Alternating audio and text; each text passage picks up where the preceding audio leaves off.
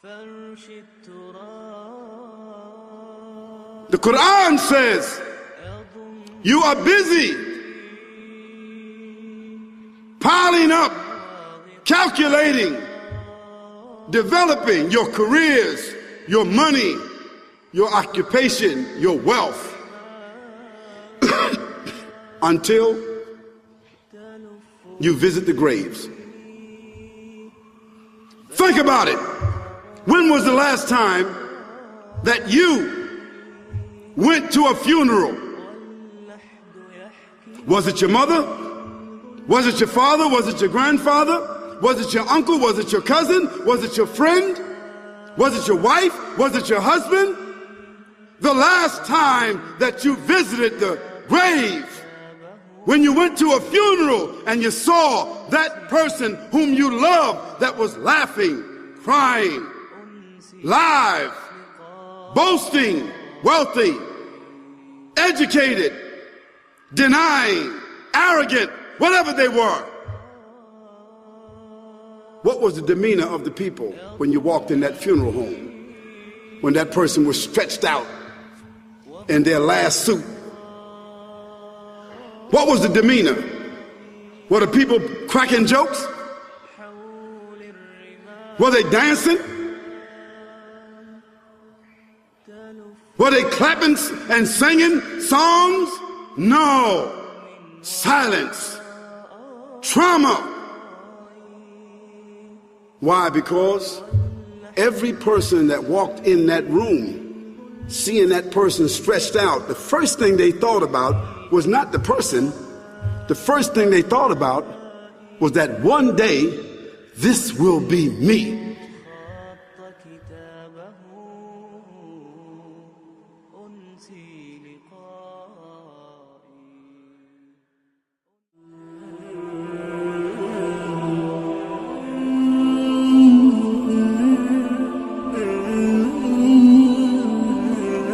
We live in this dunya as if we are always going to remain here. Many of us, we don't think about our moment of death. Many of us, we live as though this is where we are going to remain.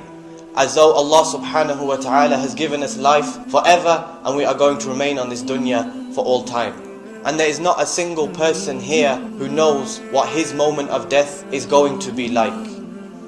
The first thing that happens to this person when he is on his deathbed, his family are sitting all around him. His loved ones are making dua for him. And this may be us. The angel of death descends upon this person. The angel of death and his deputies, they come and they have black faces. And this is a creation which you have never seen before in your life. And at that moment, you are surrounded by your family, but you feel so alone. Because only you can see these angels. And you are trying to say to your family, help me, but they can't help you. And so these angels, they descend. And they come with a foul smell. And they come with a rough sackcloth from hellfire. And you are sitting there and you want to scream, but your voice is not coming out. And the angel of death comes and he sits at your head. And then he says, "O evil soul, come out to the anger of Allah and His punishment." And so your soul, it hides within your body because it doesn't want to come out. So your soul, it hides within your body. And then the angels, they beat that person and they pull his soul. And the Prophet ﷺ, he said, his soul is removed like a many hooked iron skewer. So imagine some wet wool, and the way you pull a thorny branch through that, the way it rips and it tears at that wool. And that's the way it tears at your veins and your muscles. And the person is in intense pain. And then they ascend to the first heaven. And they knock on the doors of the heaven. And it is asked, who is it? And the angels who are carrying your soul, they call you by the worst names that you were known by on this dunya. And then Allah subhanahu wa ta'ala orders that the angels do not open the doors of that first heaven. And that person's soul is dropped from the first heaven to his grave. And we fast forward now to the people have buried him, and he can hear their footsteps. You're in your grave and you can hear your family's footsteps as they leave you. These people who you turned to in the dunya when you had some distress, when you needed some advice or some help, they bury you and then they leave. And this person, this evil soul, he is screaming, don't leave me. Where are you going? Why are you leaving me alone? And so, the people, they leave. And then, in a sudden, he sees in the distance two angels, two very scary angels approaching him. They are called Munkar and Nakir, and they are black and they are blue. So imagine you've never seen this, and you see them approaching you. But do you have anywhere to run? Do you have anywhere to hide? Do you have anything that you can protect yourselves with? So they sit that person up in his grave. And then they ask him 3 questions, but these angels are rough. They're not going to ask you in a polite way. So the first question, who is your Lord? And this person, he didn't learn about Allah subhanahu wa ta'ala. He didn't learn about shirk. He just lived his life. He didn't care. He was too busy chasing the dunya. So he's going to say, oh, I don't know. Then they are going to say, what was your religion?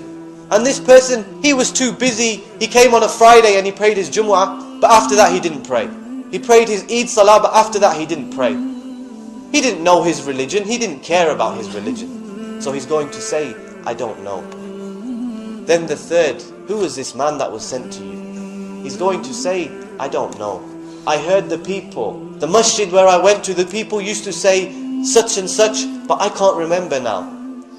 And then a voice calls out. The angels are told to furnish his grave with the furnishings of Jahannam.